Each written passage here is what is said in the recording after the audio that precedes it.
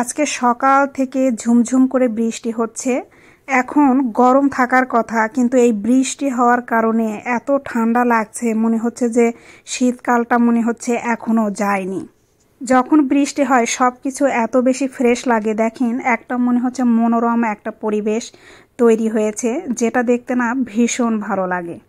এখন যেহেতু সকাল 11টা বাজে, অ্যালেনার স্কুলে যাওয়ার সময় হয়েছে। এখন এই বৃষ্টির মধ্যে এই বাস আসবে, সেই বাসে করে অ্যালেনা যাবে। তো অ্যালেনা খুব জেদ করছে।